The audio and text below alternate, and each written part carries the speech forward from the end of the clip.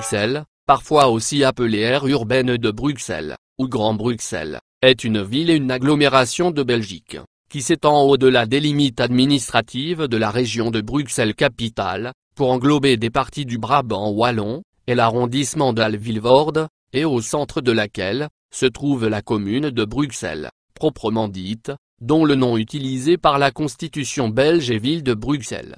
La plupart des institutions de l'Union européenne, ainsi que de nombreuses organisations internationales, entre autres lobbyistes, dont l'OTAN, ont leur siège en région de Bruxelles-Capitale. Par extension, on dit donc Bruxelles pour désigner, en général et par métonymie, les institutions européennes, le plus souvent, la Commission européenne. L'initiative de la Bruxelles Metropolitan, ou zone métropolitaine de Bruxelles, lancée en 2008, vise à mieux coordonner la ville et son arrière-pays, pour valoriser le Grand Bruxelles en tant que métropole économique attrayante au cœur de l'Europe, lui donner plus de poids sur le plan mondial et y stimuler la croissance et la création d'emplois. Cette plateforme de coopération implique la participation de 4 organisations patronales. Étymologie. Les toponymistes attribuent tous une origine germanique au nom de Bruxelles. Cependant des divergences s'expriment sur la nature exacte des éléments germaniques de base. Maurice Gieseling considère que l'élément Brubruck représente le germanique Brocamaret. Le second élément Celsel est l'appellatif germanique Sali, habitation d'une seule pièce, de même origine. Le dit résulte d'une francisation de la graphie pour noter qu'Aes à l'origine, elle apparaît pour la première fois au XI siècle. Jean-Jacques Jesper s'appuie sur les travaux d'Auguste Vincent et d'Albert Carnoy, pour estimer que Bruxelles est issue du moyen néerlandais Bruxelles, formé à partir du germanique Sali, habitation d'une seule pièce, devenu Saal, Sael en moyen néerlandais, Esle, seul en vieil anglais, et de Broek-Marais. Marianne Mulon évoque plutôt le moyen néerlandais Seul et Broek. Gezer van Istandael pense que le toponyme initial a été formé plus précisément dans la langue thioise, ou ancien néerlandais, c'est-à-dire d'un type initial Broexel ou Broexel signifiant en ancien néerlandais habitation, château, cel, zol, des marais, Broek. Bruxelles a la même origine que les noms de la commune française de Broxel, Hauts-de-France. Broxela en 1072, appelé en flamand Broxele de la ville allemande de Bruxelles, Bade-Württemberg, Bruyosella interpalude en 976, cacographie probable pour Bruyosella, interpalude signifie dans les marais, puis Bruyosela, Brossal, Broxol, etc. Tous les spécialistes s'accordent donc pour voir dans Bruxelles une habitation des marais ou un château des marais, sens conforté par la topographie. Jusqu'au voûtement de la Seine en 1871, Bruxelles était marécageuse et sujette à des inondations périodiques accompagnées d'épidémies de choléra. Les autres hypothèses sur l'étymologie de Bruxelles sont trop anciennes ou mal étayées, et n'ont pas été formulées par des toponymistes. Selon le sociolinguiste Michel de Costé, le nom de Bruxelles serait composé d'une part, du mot celte bruoc ou bruco, signifiant un endroit broussailleux et marécageux, et, d'autre part, du terme latin cella signifiant le temple, l'existence d'un temple romain et de sanctuaires chrétiens étant attestée sur le site de la cathédrale Saint-Michel et Gudule. Cependant, si celtique il ne peut s'agir que de Gaulois, langue mal connue, ou de Belges, langue encore moins bien attestée, est confondue par la plupart des spécialistes avec le gaulois. Or, il n'existe aucun mot bruoc ou bruco, non attesté, mais un mot gaulois tardif bruca bruyère gallo-roman, d'où brucaria bruyère, qui remonte au gaulois zuroaca bruyère et qui ne se confond pas avec le gaulois brac au lieu humide qui a donné l'ancien français bray lieu humide, boueux et le français bray. Quant à son association avec le mot latin cella, c'est tout autant conjecturel. Certes, si l'élément cela, avec un seul L, n'apparaît qu'à 2 reprises avant le XIIIe siècle, en revanche aucune forme ancienne ne fait état de cella ou celle, contrairement aux nombreux lacelles, qui comportent tous des attestations du type cella, avec un Celsius pour des historiens anciens, comme en Sanchenius ou Ericius Putanus. Ce mot pourrait tout comme Bruges, être d'origine scandinave, et désigner un petit pont ou un embarcadère, Briggsel, établi par les Vikings, ce qui expliquerait que la plus vieille monnaie sortie de l'atelier monétaire bruxellois, Xe siècle, est comme blason un pont. En outre, il n'y a pas de toponyme scandinave formellement identifié en Belgique. Bruges remonte lui aussi vraisemblablement au néerlandais. Les Scandinaves ont adapté pour leur usage personnel les noms des comptoirs avec lesquels ils commerçaient ou encore ceux où ils s'étaient établis plus durablement, mais cela ne signifie nullement que l'étymologie est scandinave, comme en témoignent de nombreux toponymes en Irlande, en Grande-Bretagne et même en France. Ainsi par exemple, les Vikings appelaient Dublin, Difflin, alors que l'étymologie est clairement gaélique, de même qu'ils nommaient Rouen, Ruatu ou Ruatuborg, adaptation de la forme médiévale rotome, toponyme d'origine gallo-romane. Étant donné la proximité linguistique entre l'ancien néerlandais et l'ancien scandinave, les rapprochements analogiques ont davantage été favorisés. Bruxelles, dont l'histoire mouvementée participe à celle de l'Europe occidentale, a fêté son millénaire officiel en 1979. On relève cependant des vestiges et toponymes relatifs à la civilisation des mégalithes, dolmens et pierres levées, Platestein, place du Tomberg. Des vestiges de villas romaines sont mis au jour dans des communes bruxelloises jouxtant le centre de la ville, Anderlecht, Jet et Saint-Josse-ten-Noode, ainsi qu'une voie romaine. D'autres vestiges romains sont découverts à proximité du centre-ville durant l'été 2015, sur le site dit de Tour et Taxis, le long d'un ancien lit de la rivière Seine, sous la forme de quais révélant une activité portuaire, céramique, tuiles. La première mention de la ville apparaît au 7e siècle, une chronique révèle qu'en 695, Vindicien d'Arras, évêque de Cambrai, est mort de fièvre à Brosella. Par déduction, il devait y avoir là un établissement humain suffisamment développé et sécurisé pour y accueillir un dignitaire ecclésiastique. Cette thèse n'est pas contradictoire avec celle de l'existence d'un lieu d'échange, comme pouvait l'être un pont sur la Seine, et aussi avec l'existence de l'île Saint-Géry sur laquelle pouvait se trouver un lieu protégé, comme un enclos fortifié. En 979, Charles de Basselotaringie vint installer le siège de son duché dans cette île de la Seine. Cela a servi de référence pour la date de naissance de Bruxelles, même si la construction du castrum et la présence de Charles de France à Bruxelles est mise en doute par de nombreux historiens universitaires. Bruxelles a grandi sur 3 sites, dans le Haut Moyen Âge, le port de la Seine, succédant à une installation romaine de type portuaire sur le site de ce qui deviendra Tour et Taxis, et les 2 collines voisines. D'une part, un quartier commerçant et artisanal s'étendit autour d'une église consacrée à Saint-Géry, sur une île de la Seine, et d'autre part, la colline dite du Montfroid hébergea le château fort des comtes de Louvain, futurs ducs de Brabant. Au XIIe siècle, des moulins s'installent sur le cours aménagé de la Seine. D'anciens marécages sont asséchés, sous la future Grand Place, alors réservée au marché. Au début du XIIIe siècle, la ville se dote d'un rempart d'environ 4 km de long. Il relie l'île Saint-Géry, le port, la place du marché, le chapitre de Sainte-Gudule, et le château du Coudenberg sur le Montfroid. En 1229, le duc de Brabant octroie la première charte, garantissant à cette ville de 5 000 à 10 000 habitants, une certaine autonomie. Dans la seconde moitié du XIVe siècle, la richesse de l'industrie du drap nécessite un nouveau rempart, long d'environ 8 km. Le siècle suivant voit les ducs de Bourgogne hériter, ou obtenir par cession, le pouvoir sur diverses régions en sus de leur possession française. Il règne ainsi sur l'ensemble des Pays-Bas du Nord et du Sud, dont les Flandres et le Brabant. Bruxelles devient la capitale où l'autorité ducale s'exerce depuis le palais du Coudenberg.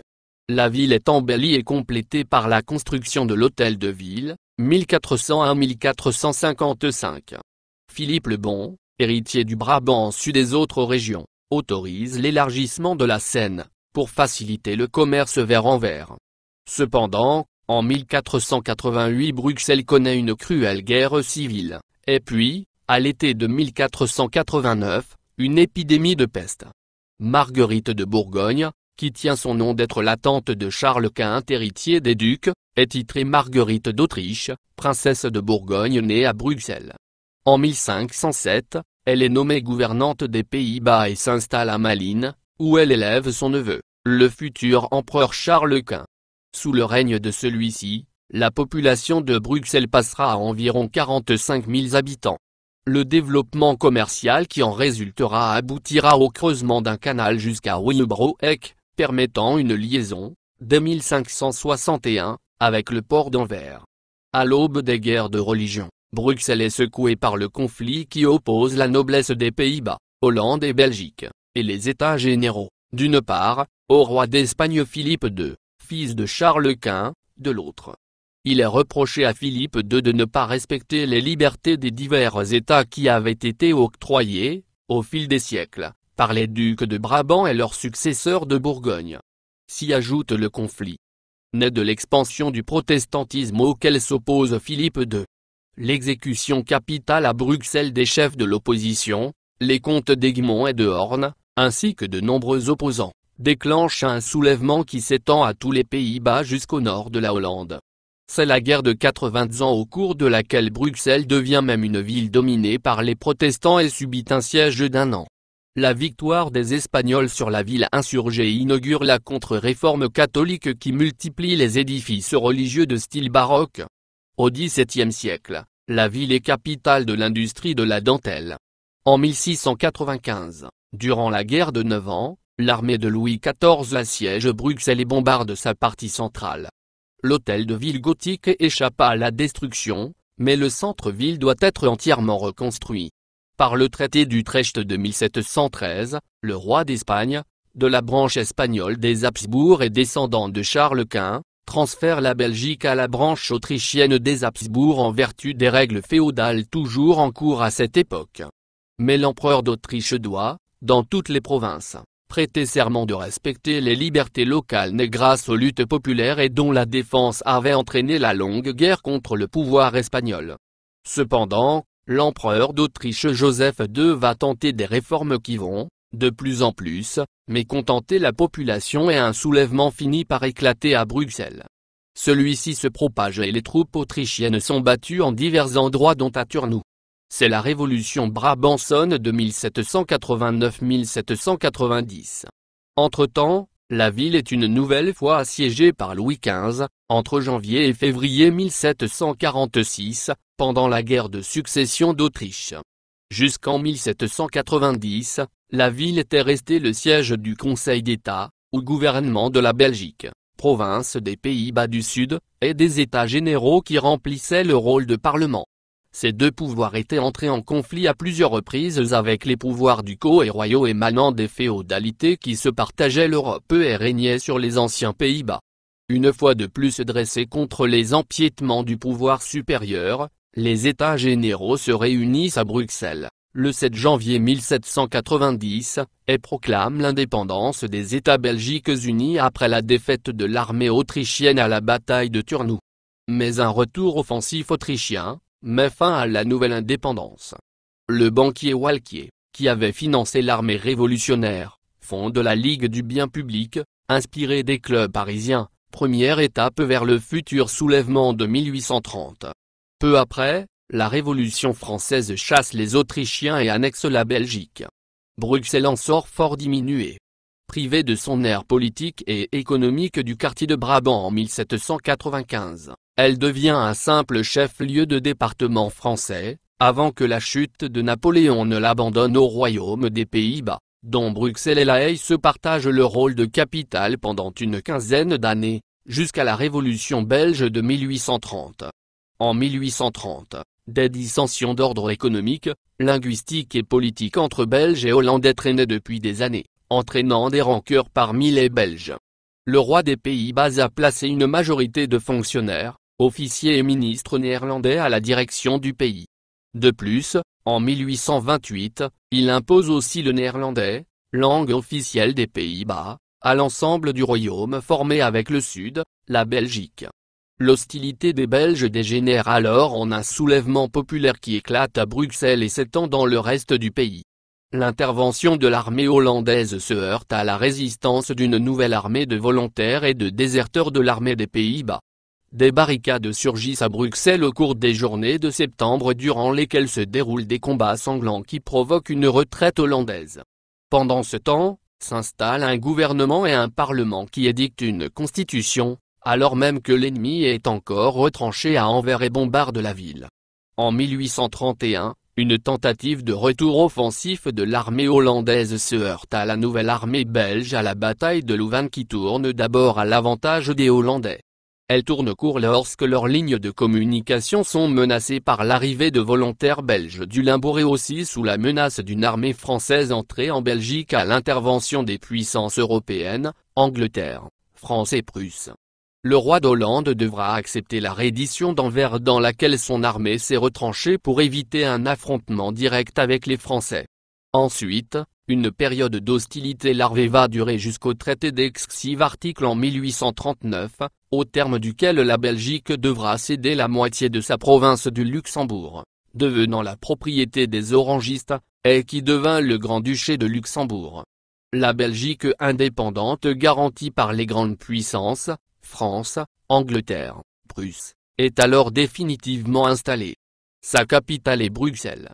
Grâce à l'indépendance acquise en 1830, commence la révolution industrielle et financière belge.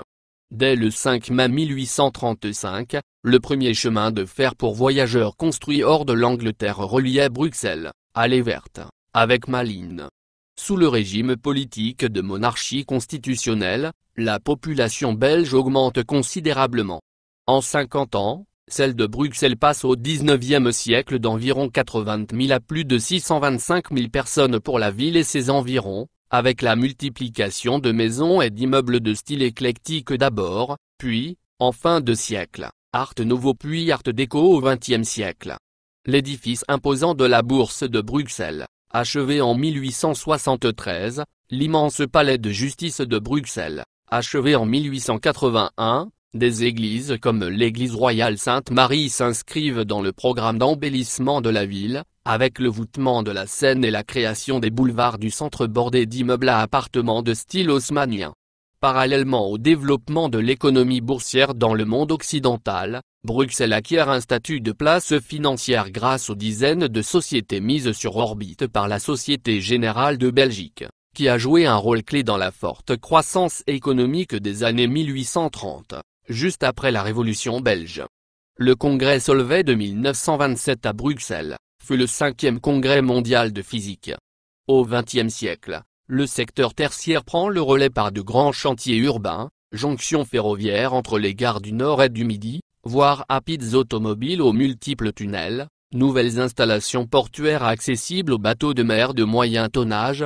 Des bateaux de mer de petit tonnage étaient déjà accueillis depuis le XVIIe siècle. Des quartiers de bureaux en style moderniste apparaissent sous l'impulsion de la croissance économique et les premiers immeubles tours se dressent. On modernise l'aéroport qui devient Bruxelles National situé en Flandre, à quelques kilomètres de la limite nord-est de la ville. La compagnie nationale belge Sabena fondée en 1923, aujourd'hui Bruxelles Airlines, s'y développe, reliant la ville au monde entier concurremment aux principales compagnies mondiales. En 1958, l'exposition universelle dote la ville d'un monument original, devenu emblématique de Bruxelles, l'Atomium, et elle accueille les institutions européennes, qui feront sa renommée dans le monde entier. C'est la cause d'une nouvelle explosion urbanistique dans la partie est de la ville lors de la construction du quartier européen avec le siège de la Commission européenne, le Berlaymont, suivi d'un des sites du Parlement européen. Il en résulte des expropriations qui provoquent des déplacements des habitants. En même temps, dans le quartier de la Gare du Nord proche du centre-ville apparaît un quartier d'affaires, avec les 7 tours du World Trade Center de Bruxelles, et plusieurs tours de bureaux autour d'un nouveau boulevard au nom d'Albert II, qui relie le nouveau quartier au centre-ville. Par sa proximité avec le centre historique, ce quartier est dans une situation unique pour un quartier de tours voué aux affaires et à l'administration, alors que les quartiers similaires d'autres villes sont érigés en périphérie, comme le quartier de la Défense, près de Paris, là où des terrains sous-urbanisés sont disponibles. À Bruxelles, par contre, l'ensemble a nécessité de raser des hectares de quartiers populaires en pleine ville. Une vingtaine d'autres tours poussent dans divers quartiers. Pour 4 d'entre elles, le long des boulevards de petites ceintures qui entourent le centre-ville, et pour 3 autres à l'avenue Louise, on a veillé à une communication avec des stations de métro ou de tram en site protégé. En sus de ce développement bureaucratique, dans la commune bruxelloise d'Evere, non loin de l'aéroport de Bruxelles National, s'élève, en 1967, le siège international de l'OTAN, reconstruit en 2012. Cependant, malgré les expropriations dans quelques secteurs, la population a augmenté. Au début du XXIe siècle, elle dépasse 1 100 000 habitants à l'intérieur des limites urbaines. Pour répondre aux exigences d'une telle place forte financière et bureaucratique, Bruxelles développe un réseau de chemins de fer souterrains, le métro, parallèlement à un réseau de tramways roulant en surface, en partie en site protégé, et d'autobus. Cependant, la Société nationale des chemins de fer belge modernise son réseau intérieur bruxellois, avec ses dizaines de stations urbaines. Celles-ci accueilleront les prolongements des voies du RER, réseau express régional, interconnecté au réseau de métro intérieur, pour constituer, dans la perspective de 2020, un système propre à accueillir les centaines de milliers de voyageurs bruxellois prenant les transports en commun, en plus des quelques 500 navetteurs quotidiens venant travailler à Bruxelles.